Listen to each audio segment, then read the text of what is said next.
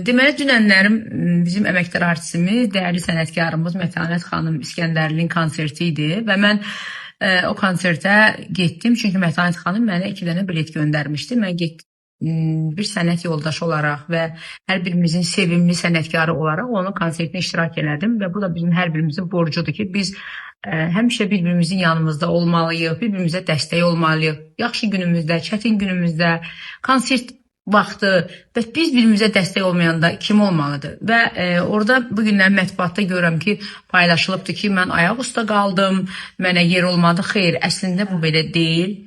Mən ön sıralarda da oturmuşdum və orada insanlar var idi, hər kəs də gördü. Sadəcə olaraq mən özüm ayağa durdum, dedim ki, kimi istəyirsiniz ələşdirə bilərsiniz. Çünki mən oradan Pünhanın nişanına tələsirdim. Mən özüm durdum, çıxdım oradan. Yəni ayıb olar, Mətanət xanımı haqsızlıq olar ki, deyilsin ki, mənə yer verilməyib. Belə bir şey olmayıb və nəzərə alaq ki, Mətanət xanım əziyyət çəkib, konsert eləyib. Mən istəmərəm ki, belə negativ nələrsə yayasınız Mətanət xanıma qarşıda. Olmaz.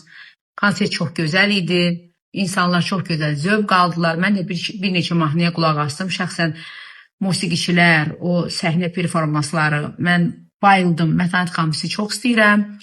Konsertiniz super idi. Sizi yenə də konsertləriniz olsun. Həmişə yaxşı olasınız. Sizi sevirəm. Hər şey boş verin. Nə deyirlər, canları sağ olsun. Amma elə bir şey olmuyub. Milli Show sayfamıza abone olmayı unutma.